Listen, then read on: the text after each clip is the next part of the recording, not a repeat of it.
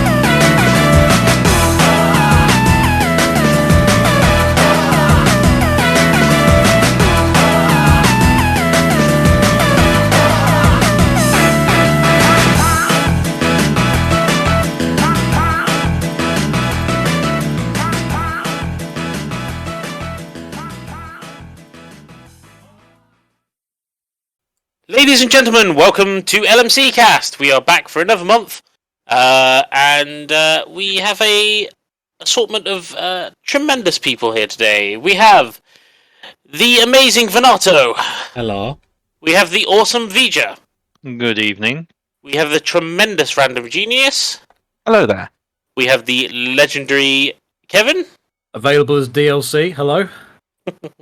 And then you have me, Urtheart, as per usual. Hey! Today we are going to be playing a previous favourite of Jamaica. The game where we are pirates racing around the Caribbean for reasons I've never quite understood. Is it about Report. your fantasy? I mean, bear in mind, fantasy involves having a pirate ship that also has a game dev studio on it, so halfway there. Although this is a point, we haven't decided who's starting this, but yes, we are playing Jamaica. We have all already set up, but for those of you who don't know, Jamaica is a game where you race around the Caribbean. Every turn you roll 2 dice, and you have a set of cards in your hand. Whoever is the first captain, is the one that gets to roll the dice, and then they get to decide which order the dice go in. So there's a left dice and a right dice, and all of our cards have 2 symbols on them. The symbols allow you to either go forward, go backwards, collect food, collect money, or collect gunpowder. So everyone then plays a card, going from the captain, going around the table, and if you end up on the same spot as another person, you can battle them. If you end up on a spot with cubes, you have to pay food rations. If you end up on a spot with a gold marker, you pay with gold. If you end up somewhere with a treasure chest, you get to pick a treasure from the center of the table. And yeah, first one to get back to Port Royal ends the game, and then we tot up points. Have we decided who's going first yet? I've pulled out a D20 so we can find out. We can. Alright then, start rolling. Okay, I've got 4. Almost to 20. Don't everyone do it at once? Phil's a shoe-in for 20. So unless someone else gets a 20. Nope, I got a 3. 3 for Ian. Somebody else get a 20. I don't remember 17 how to play this for game. Kev. Ooh. 17 for you. Even. 26. No, Ooh. 18. Ooh, close. 18, not bad. Vija is the starting captain, so Vija, roll the 2 bones.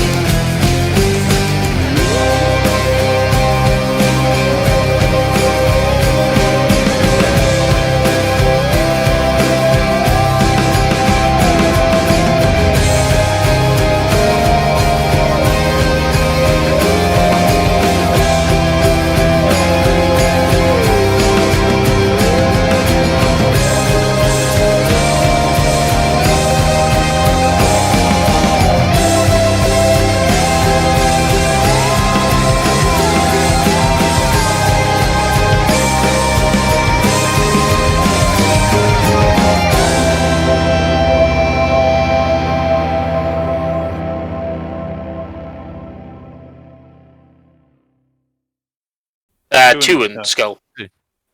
So Yeah. pretty low roll. So Yeah. you decide which order you want them to go in, Vija. So just to check, 2 is 2 movement, correct? No. You sorry. choose which order they go based on the cards in your hand, which have symbols, and then Oh. you do them in the order the symbols are. Yeah. So, So you might have a arrow that says forward, Mm-hmm. and an arrow that says backwards as the second one. But you can choose whether or not you use the 2 or the 1 for each of those actions. So you could have the 2 as the movement forward, or the 1 as the movement forward. So you could use the 2 to go back 1 and actually go literally back 1, which might work out for you within the game. And you choose which order these dice go in, and we have to follow whatever you put. Okay. Sorry, I was just remembering.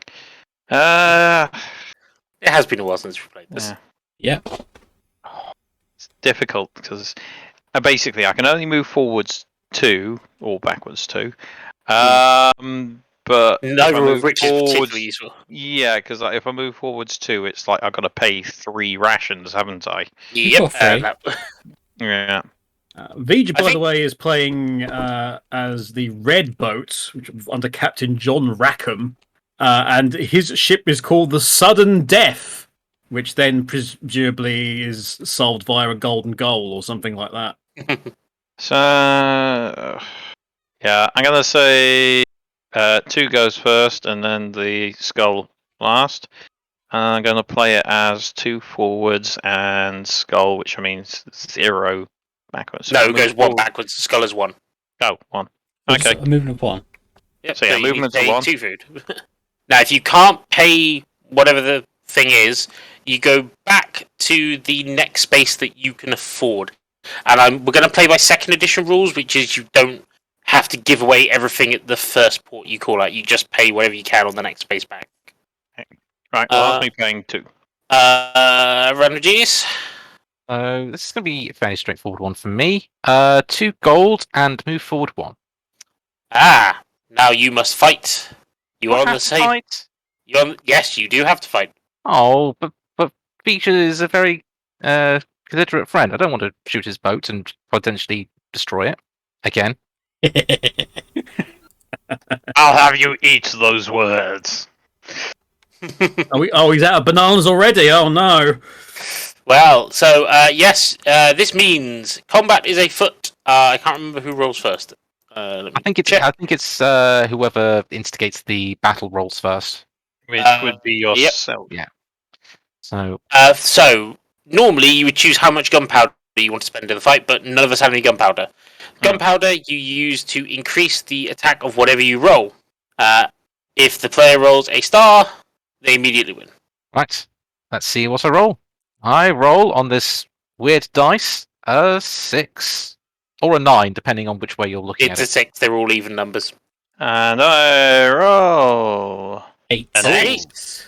So Vija wins. So Vija, you may, after you've gotten rid of your fee for landing on that spot of 2 bananas. Okay. Yeah, I got rid of. Oh, I need to get the money first as well, don't I? For first turn. Oh yes. What? My card was gain gold and yes. move forward. So when you gain something, it has to go in a hold. Yeah, Oh yes. dear. Oh, they are.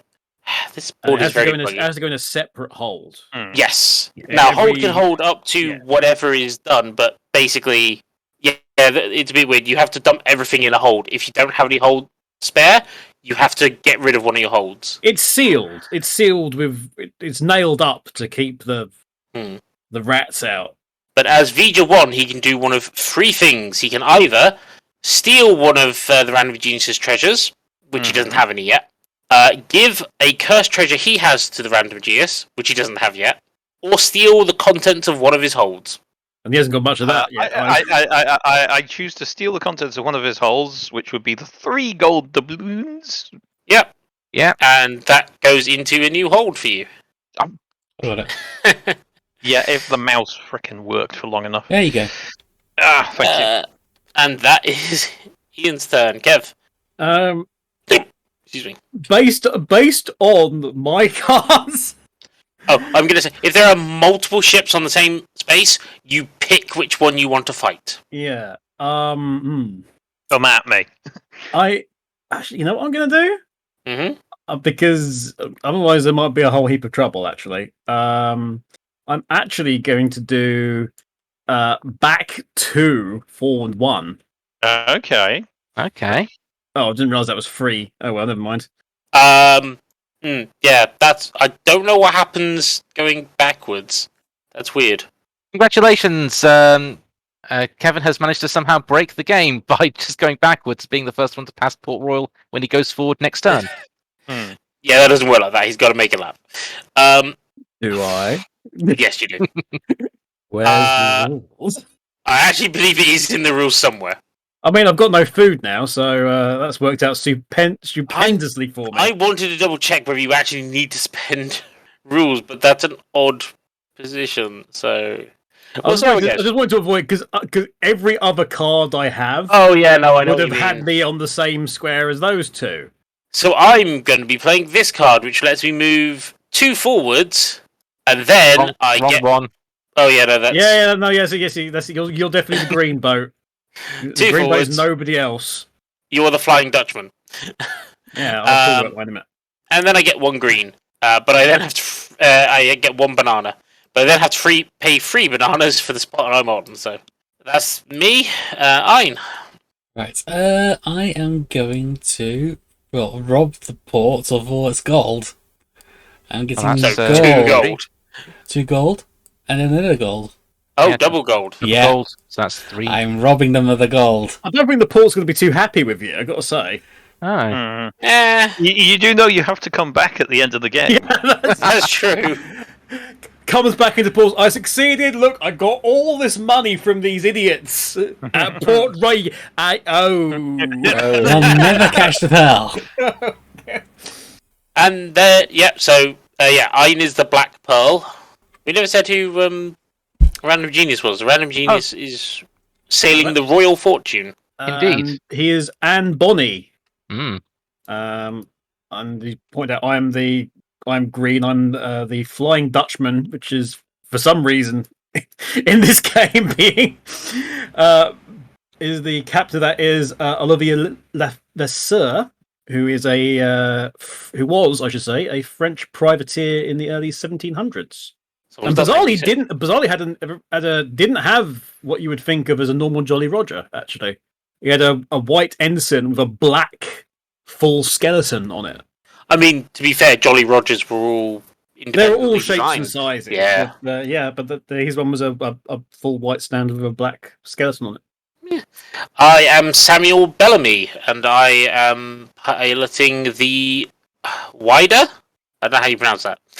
Let me see. That's What right. is it? The Wider. Wider. The Wider. Right, and I am Henry Morgan, and I'm sailing the Black Pearl. The traditional Black Pearl as opposed to the fictional one. Yes. Indeed. Boo. Anyway, with the round over, the captain moves on, and it is now the Random Genius's turn. But everyone, make sure you draw back up to 3 cards.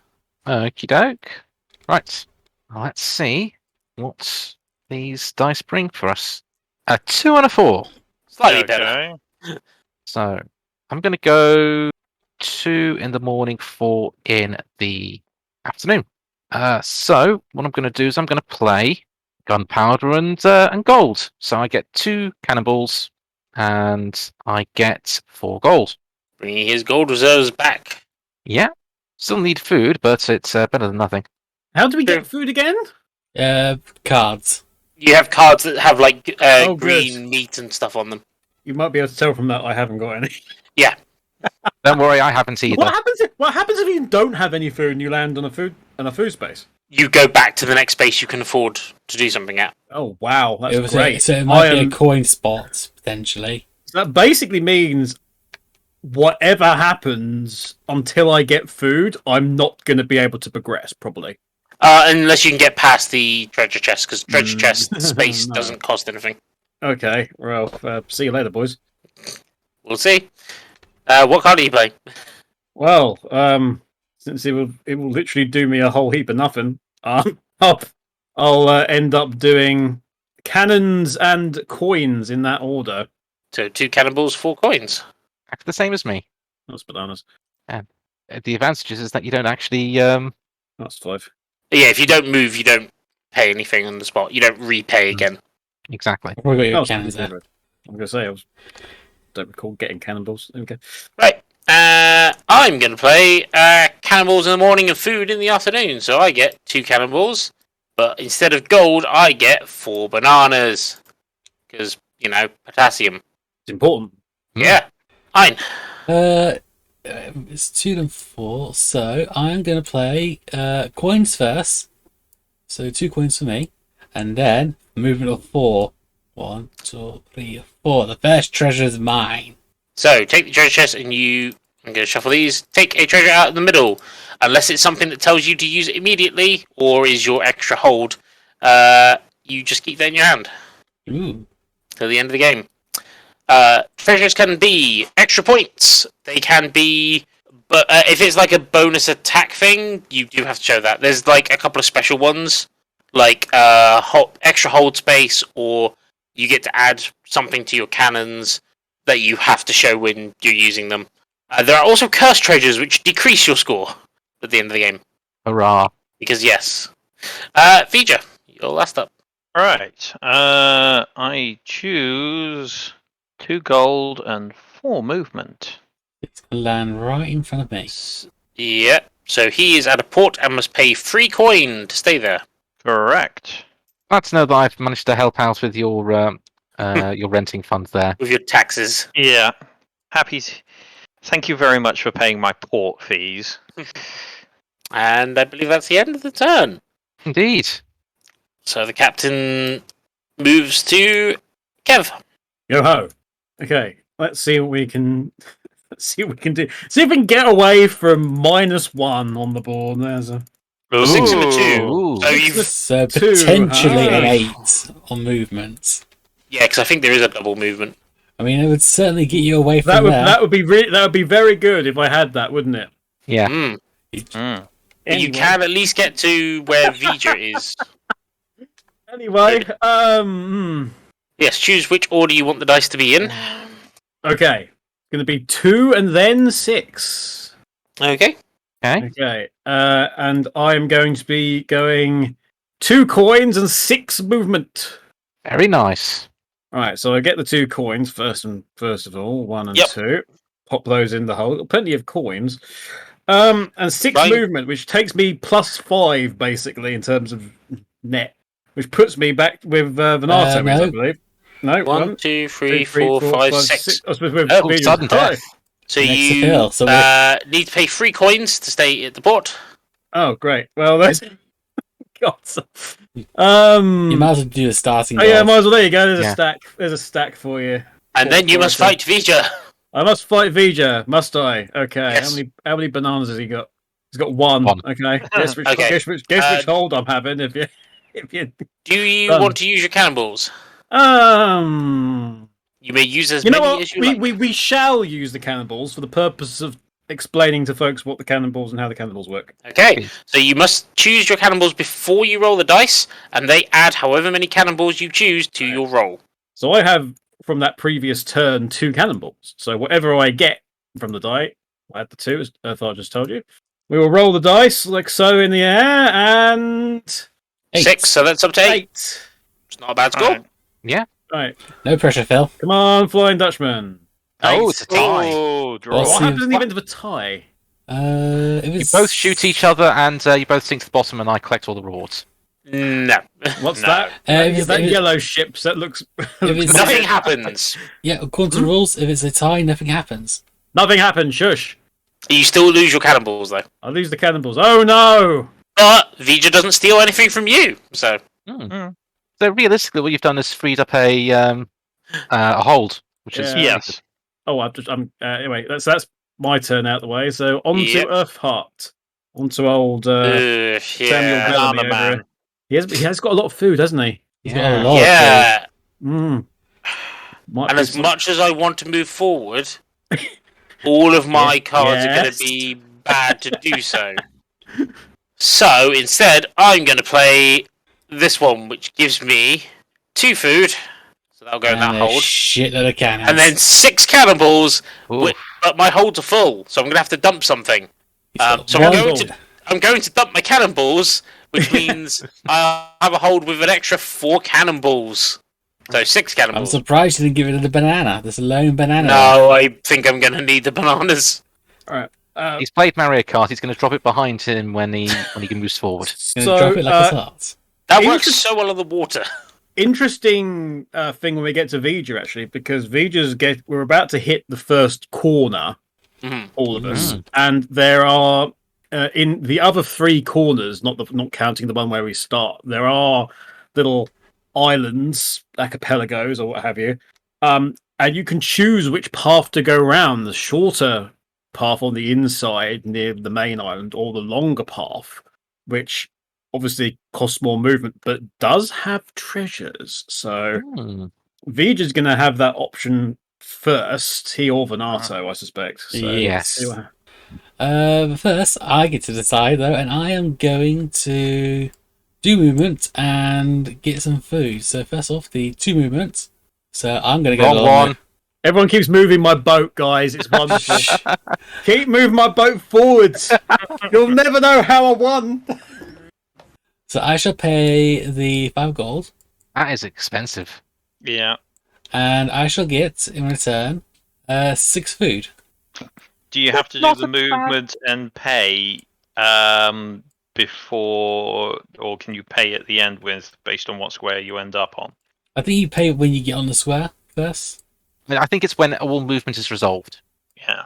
which I had done at that point Because otherwise, if you've got a double move like a forward and a back, you're going to be paying twice, which is not wise.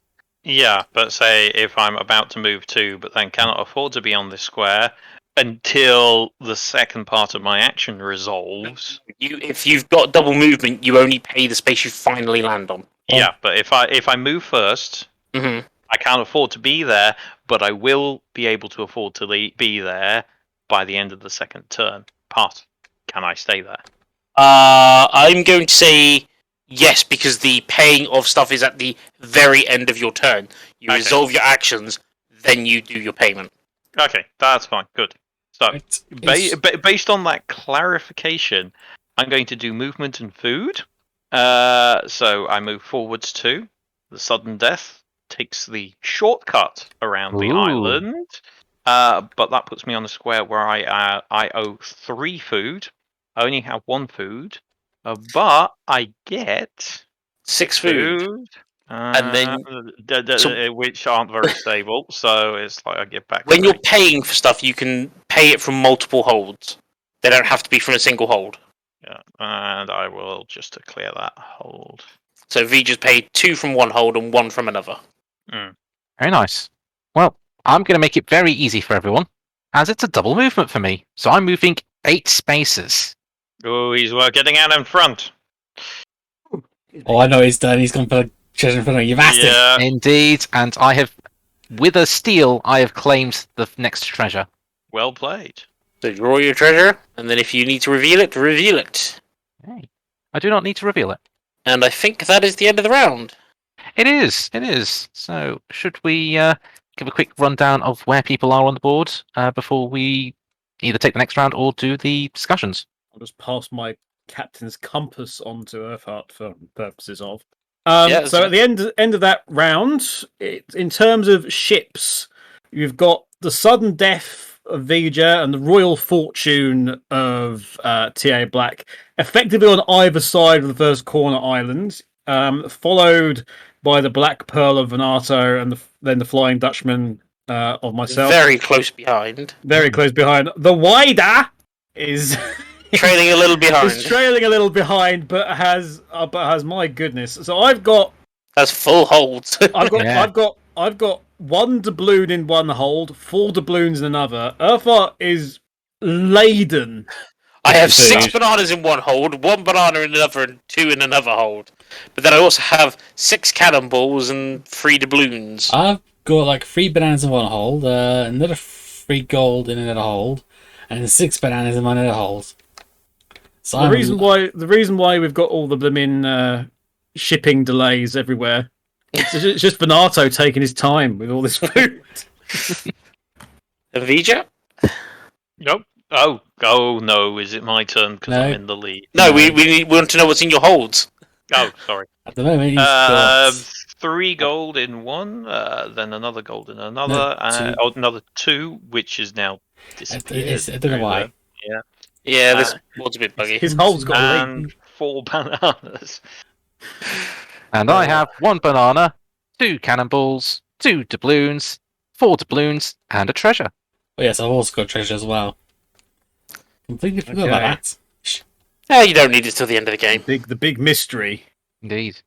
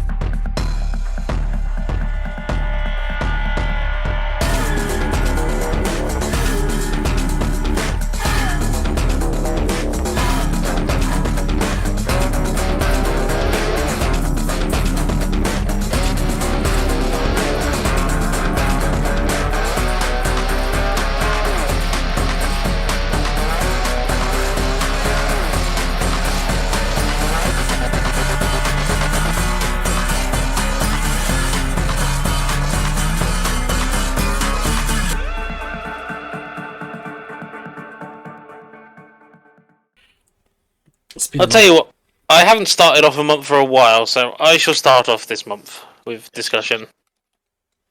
Sure. So, there's 2 games that I've kind of played outside of my normal ones this month. First one is I returned to Hades in order to finish off the main storyline of that one. And by main storyline, it's a bit weird, because with Hades being a roguelike, you're expected to play it multiple times, you're expected to finish it multiple times. I hadn't finished it with one of the 2 weapons, but I had finished the game a few times, and so I knew what was coming up. And then someone mentioned to me, oh, you have to beat it at least 5 times to get the proper ending. It's like, I'm pretty sure I've already beaten it 5 times. And I went back and checked. It's like, yeah, I have, but I haven't beaten it with every weapon yet. I hadn't beaten it with the bow yet. So I gave it a couple of rounds, gave it a couple of tries, and eventually managed to beat it with the bow, and still didn't get this true ending. So I kept going, kept doing a few runs, kept on getting the claws recommended as my weapon, which is fine, because it's probably the one I'm the best with. And got up to 10 wins, and that's when you get the first true ending to the game. Now, I know someone in here doesn't particularly want to be spoiled, so I won't say what that ending is. But that's when the credits roll, something significant changes in the game. Specifically, you unlock the last 1 or 2 of the gifts you can get, and it unlocks a few other little bits and extra conversations in the game. But obviously the game still continues after that. So I've been going on and off it and doing a couple of runs. It's still fun. It's still, the harder difficulties are definitely interesting. I've started having to.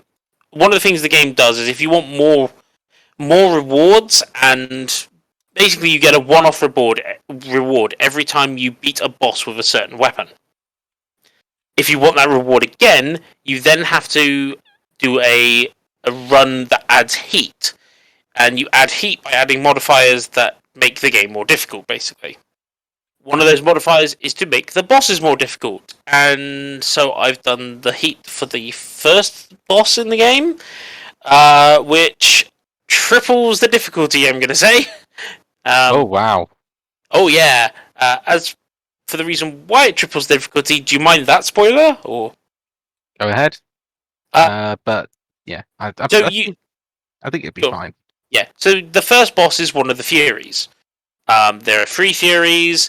They randomly change which one you fight.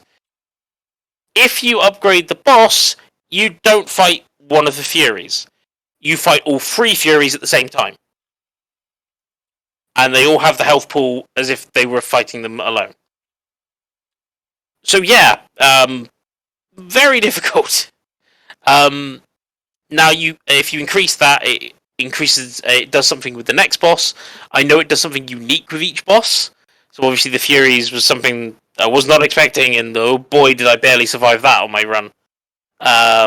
So it's definitely interesting. I don't know how much I'll go back to Hades. I'll go back to it occasionally. I do enjoy it, but it's not my favourite roguelike, I will admit. I think I prefer it to Enter the Gungeon, which is a very punishing roguelike. But I think I definitely prefer the Binding of Isaac. That's kind of, I think, more my style, which is very chaotic random. The thing I find with Hades is it's very sterile, and there are obvious bonuses that you want to try and get. So, Athena's Reflect bonus, if you can get that on your dash, is once you get fairly good at the game, that's just basically and now I can probably win this run no matter what weapon I'm using, because it's that good. Other stuff like Ares' Doom effects are really good, and there's a couple of combinations that make it slightly overpowered as well. So Hades is definitely a lot of fun. It's one I recommend if you like your roguelikes. If you don't like roguelikes, maybe not as much. The art style, though, is very nice, I will say. And it's some very interesting interpretations of the gods. The other game I played did come out this month as well, and that is the Klonoa Phantasy Reverie, which is a remake of the 2 mainline Klonoa games. I think there are a few spin-offs on handheld consoles, which kind of wish they'd included those as well, but these two have been fully remade for this collection. I haven't really got into the second game yet, so I've played the first game. I got 150 gems on every level except the extra vision, because I hate myself and there's no reason for me doing those perfections, because there's not even a trophy associated with it, but I need an extra challenge. As far as the Klonoa games go, though, it's a fairly simple platformer. There's nothing particularly amazing about it, but it's got a lovely art style, lovely music, kind of a heart-wrenching story when you think about it. And the game works. The game is beautiful on PlayStation 5. There's not much more to it. If you were a fan of the original, it's great. What I will say is I'm running into a similar issue with this as I ran into with Sonic Origins, which is there is a really big delay on input controls. Oof. Now, part of it is the PlayStation controller, but not entirely, because other games do respond far more quicker. Klonoa is also nowhere near as bad as Sonic Origins. It's less than a second, whereas Sonic Origins is more than a second delay on inputs, which is really bad. But it does make me wonder if there's some issue with multi-platform optimization, and people not spending enough time with some of those. I think that might be the cause because, I actually also have the Klonoa game. But I have it for the PS4. And I'm suffering slowdown and stuttering on it when I've been playing through the first level. So I think I don't think it's optimized great for the PS4, to be honest. It sounds like it's not been optimized great for PlayStation, full stop, but which is a shame because it was originally a PlayStation 1 game. So I know that's kind of why I bought it for the PS4 was because it was a PlayStation. PlayStation started on PlayStation. Let's go for that. But now it's kind of kind of feels though I might have wanted to go for the Xbox or the Switch version. I definitely wouldn't want to go for Switch version. I've not heard good things about that port. Well, I played the demo of it. It stuttered less than the PlayStation 4 version. Let's put it like that. Oof. I imagine though it's also not quite as pretty on that one. About the same, to be honest. I think. Fair enough. I imagine the PlayStation ones are a better resolution still, and so. Yeah. But, yeah. But no, I mean, I say I enjoyed it. There were some frustrating bits. The thing that frustrates me the most is there are some very, very tight challenges if you're going for the 150 gem challenges on every level. Like, you have to be absolutely perfect. On some of the later levels, that is ridiculous. They are very ridiculous for what they're asking. I started Klonoa 2. I haven't got that far in it though yet, and I've never played Klonoa 2 before. I've played a demo, but I've never played the full game. So this is a brand new experience for me, but that'll be next month because I've had about an hour on it so far. Is that one Luminata's Veil or whatever it was? Yes. Lunator's Veil, I think. Not sure. Hang on, I've got the game box here. Somebody's Veil. Lunatea's Veil. It's interesting because between the two games is like a big thing about the fact of what Klonoa actually is, but hey, that's a surprise for if you play it. Klonoa's like Gonzo. They're a whatever. Not quite. Okay, according to the game box I have for Klonoa, apparently there's in-game purchases. I didn't know that. Oh dear. Not as far as I've seen. I know that. Unless it's a future thing. Unless it's a future thing. Hey, if the future thing is, hey, you can now buy the Game Boy Advance games on emulator, then fine. I'm happy with that in that purchase. I'd be happy with that as well. The more sort of games that could be preserved for future generations, the better, in my opinion. Mm. But you know what? I think in the end, I'm just glad that they are, keeping these games. We've had a remake of Klonoa before on the Wii, and I was tempted to dig that one out to have a look and see how it compared. Found out the Wii one does have alternate costumes as well, which is interesting. It does, yes. Which I'm like, why can't we have that for this one then? And there's a couple of other things that I remember the Wii version having extra content that's not in this one. That I'm like, okay, so why didn't you bring that over as well? Which is an interesting one, but you know, a lot of people didn't like the Wii one for various reasons because it wasn't faithful enough. So maybe that's the reason they've kind of erred on the side of caution here. And again, who knows? Maybe those bonuses will come in as DLC down the line. Maybe. But, hey ho, that's really about all of my gaming because I just haven't had time. I've also been playing a bit of Borderlands with Turbo when I've been able to. It's been interesting going back to that game. It's a very odd game by these standards, and yet has some quality of life stuff that feels like it's missing out on modern games.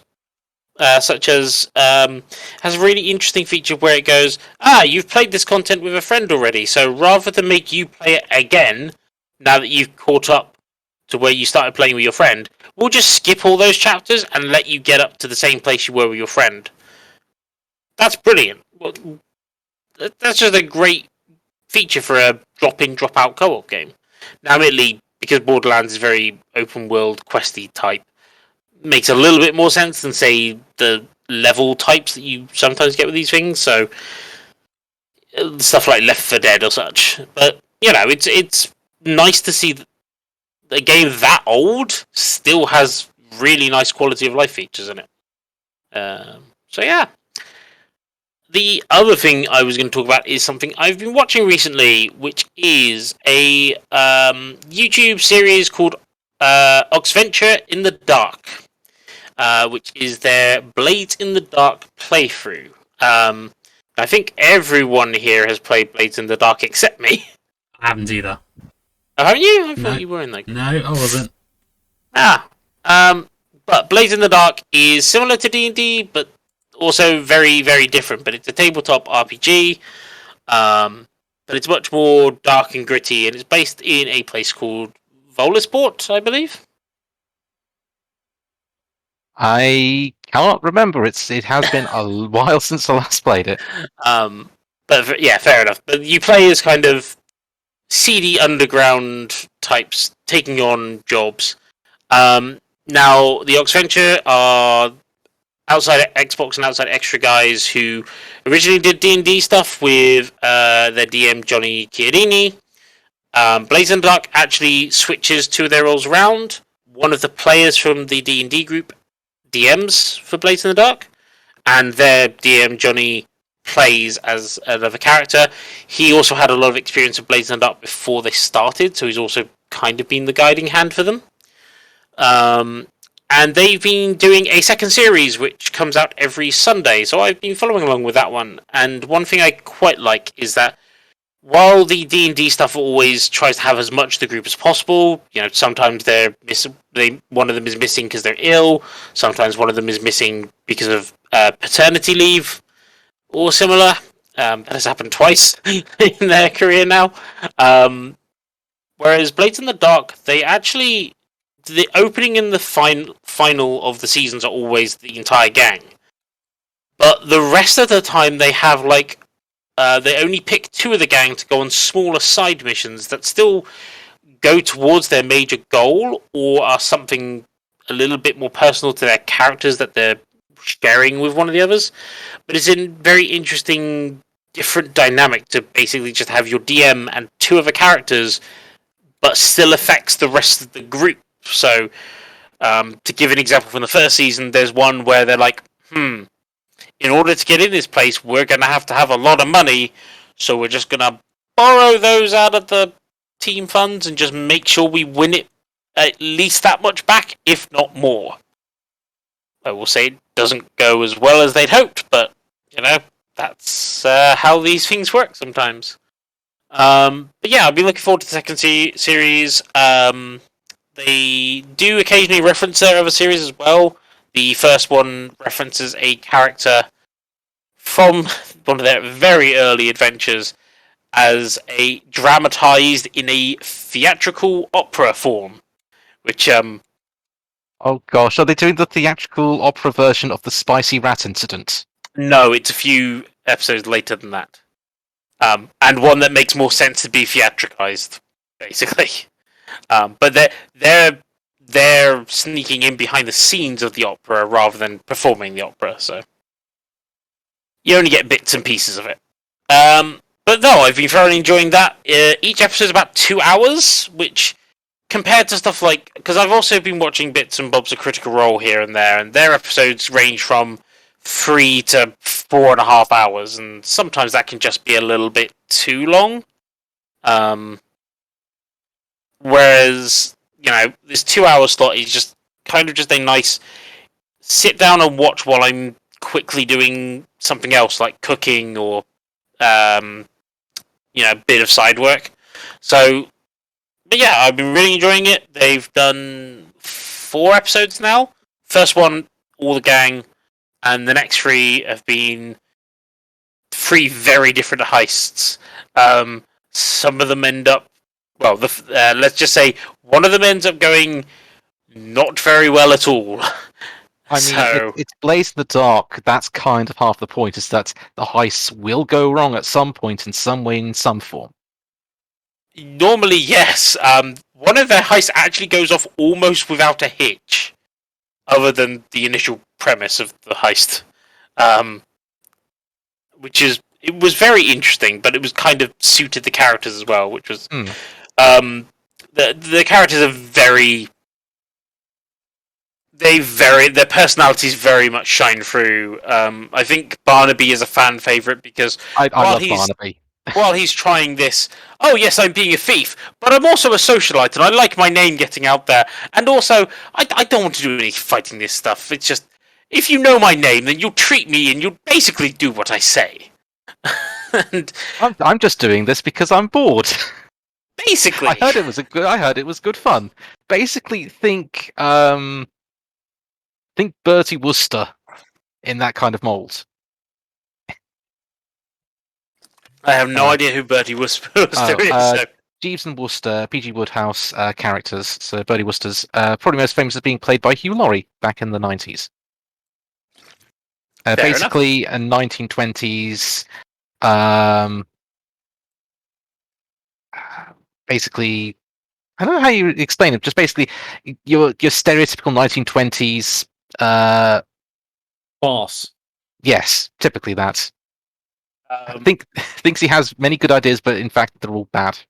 Yeah, that's fair. One of the other one of the other ones I find quite interesting is Edvard, because he is an inventor, and it's constantly like, I'm going to invent this thing that exists in the current world because I really want to have something like a grappling hook launcher. Sometimes they work, sometimes they don't. His most famous one being the Triple M, but as for what that is, you'll have to wait and see and try it for yourself. So yeah, most of the episodes are on the Xbox Extra channel, I think, but there's links to both the D&D series and the Blades in the Dark series on both their channels, so it should be easy to find. Yeah, that's pretty much everything from me for the month, so shall we continue? Yes.